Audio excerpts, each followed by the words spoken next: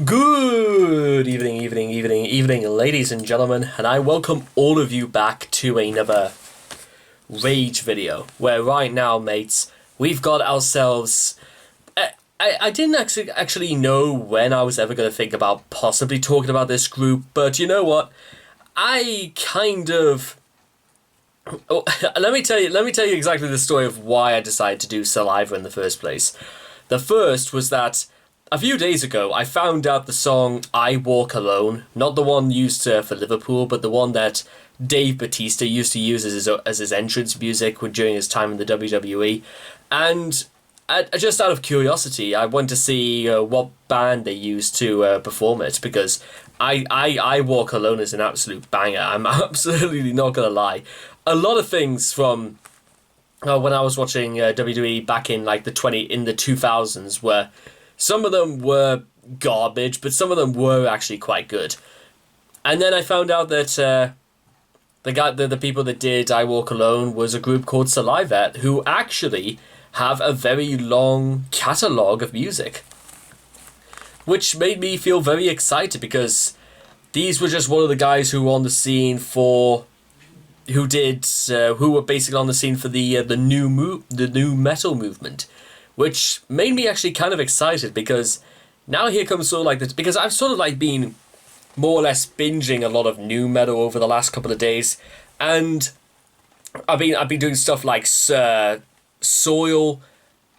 Shadows Fall, Breaking Benjamin, 3 Days Grace, and we're gonna do some Saliva here today, guys. So I hope you guys are ready for this, because I heard this one's a good one. So let's see how well this lives up to that claim.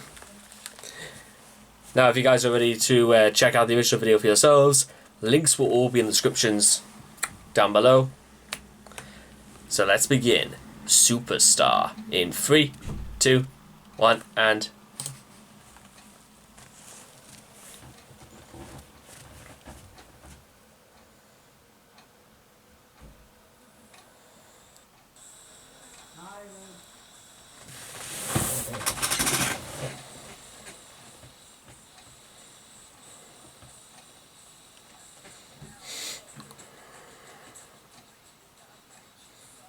Ooh.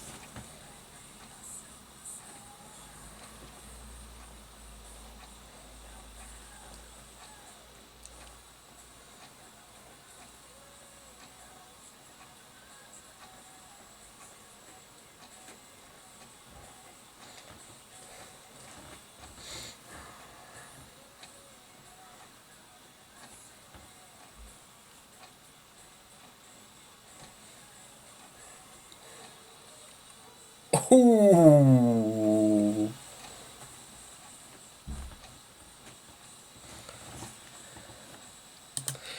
I'm turning that part back. I'm turning that part up. Is it? I don't. You know what? I was literally just about to say whether or not Limp Bizkit were going to come out immediately after Saliva, but I think the question. I think it should be Saliva is the group that came out to actually topple Limp Bizkit, because this has a very like a very it has I wish I could like describe it technically what this feels like, but I can imagine, I don't know, Bowling for Soup or Limp Bizkit or goodness knows what else. Like, I don't know, Rob Zombie or something would come on, or on this sort of in this sort of thing. But I like this, ladies and gentlemen. I dig I dig this because it's got the right elements of just about everything you possibly want. Certainly ones that I pick up from new metal, and just the sort of thing I've kind of like had in the background. I'm getting back to this.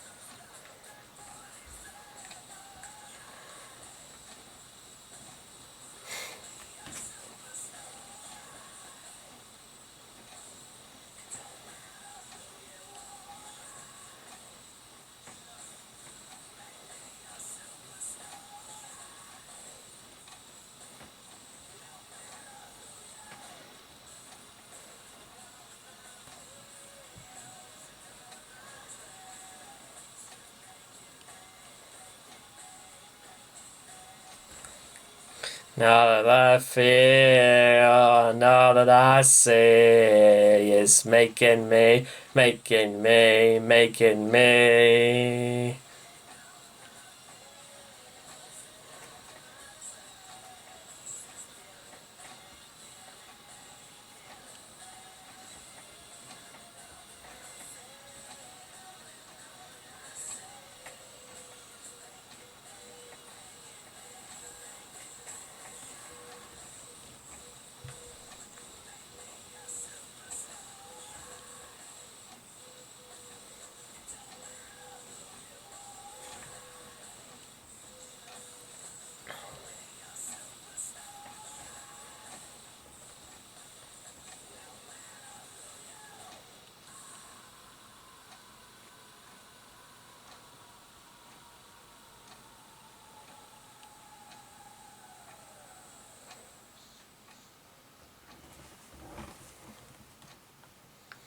Thanks for watching. No, no, no, no.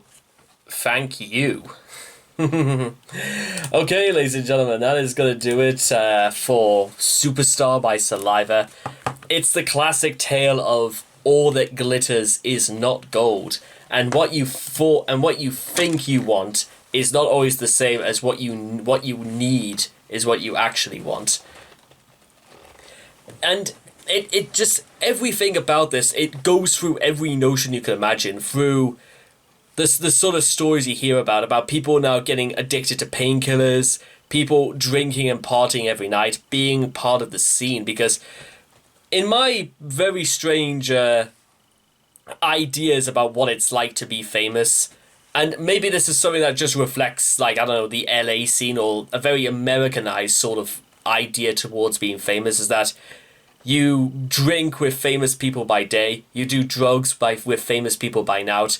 You basically live recklessly under the knowledge that people will actually pay attention to you. That's really the only difference. It's like being... You go about your ways exactly as you want them.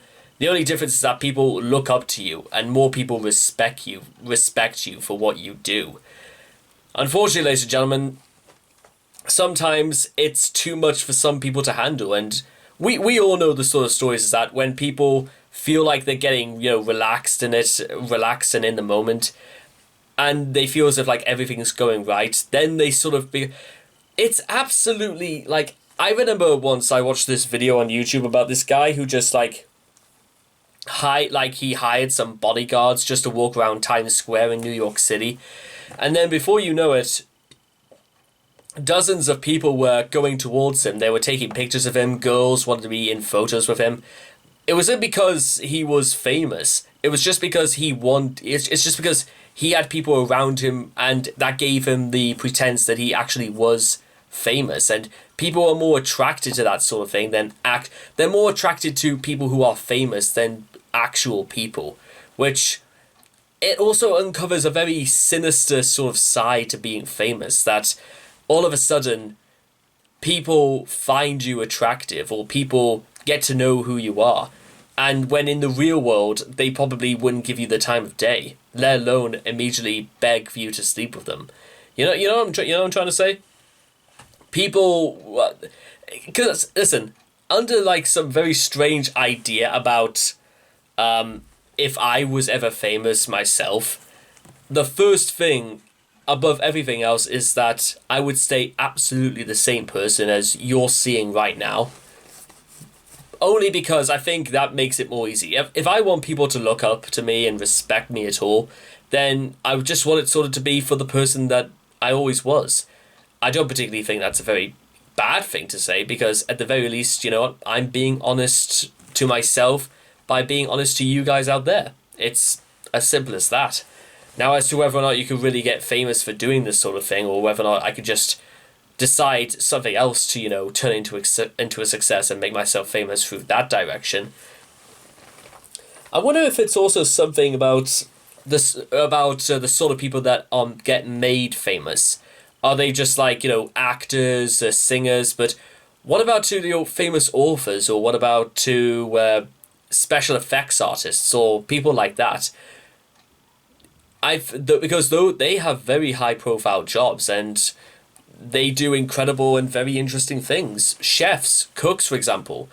There's, of course, you get your likes of your Pierre White, you got your Gordon Ramsays, you got hundreds of people out there who obviously they're very well known because of their professions and how they behave. And Ramsay, just to take one example, is a very, very, you know, he's always known exactly how to handle himself, because he's a smart guy. He knows fine well that if he portrays himself or does something wrong in front of the cameras, that people will pick up on it. People will protect their reputations because it's their reputation is what's got them there in the first place. Maybe in some way, that's at least a part of what I want to be kept the same if I was ever going to be famous. That I would still be able to be responsible and everything else in between, because that's a lot more important than people thinking I look, you know, cute or sexy or anything like that. Stuff that, you know, actually matters is what I would want to emphasize more if I was famous, because you know what, as opposed to, because I don't want to just be like one of those other people who lives this appalling lifestyle that it reeks of, you know, addiction and a lack of self-motivation. I would much rather stay true to what I believe in, and that's just kind of the end of it. I want to be I'll just be my own person. That's how I can be a superstar, ladies and gentlemen, by being original, being myself. I don't particularly think there's any other way to go about this, ladies and gentlemen. And the key is whether or not people technically think I'm worth listening to or worth investing into. Similar goes to Saliva, because you know why I think Saliva, I dig their style a lot? It's because they pump aggression and a lot of energy into this song. And I especially love that very, very that very short riff, but the one that went dun, dun, dun, dun, dun, dun. I would bet a lot of money that when I come back to doing Saliva, I want to hear more stuff with that sort of thing in it, because it's insanely catchy, especially when we get to the what's the line? And all of my pills and all of my drinks is making me boom. And all that I feel and all that I say is making me boom, boom. And then you could also just work out through how bad things seem to get by the deterioration of this poor guy's life. Damn, my throat is dry. I can't taste the wine from these empty bottles. He's becoming more and more dependent on this sort of on alcohol, and even razor blade in lines, doing coke. And then he goes, it's just like a dream that I won't wake up from. And it's slowly becoming his worst nightmare. I could say it's almost like very subtle little references here, but you know what? They work perfectly well to paint a very horrified sort of picture, especially in cover me in greed, because you planted the seed that you fed my ego, needles and disease for old invincible me like some kind of hero, that he'll constantly bounce back, and also, and dive into my eyes, I'm dead 27.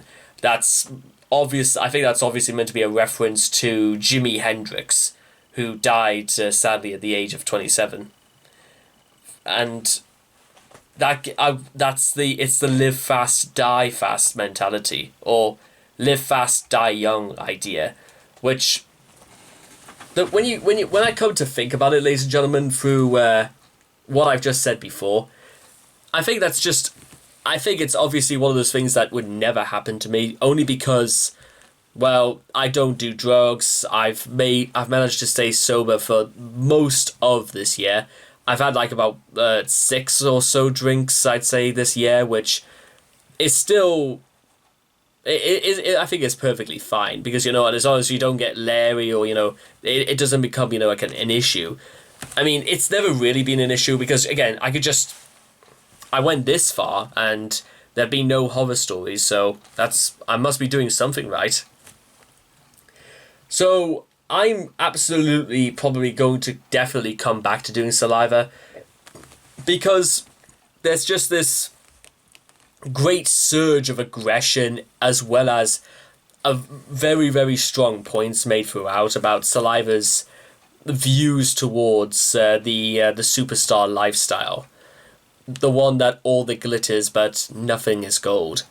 I like that so much that I'm still kind of surprised that only last night I was doing Stairway to Heaven, which kind of has a very similar idea, but I suppose, again, making this all the way back in 2001 I think that still speaks volumes, in my opinion.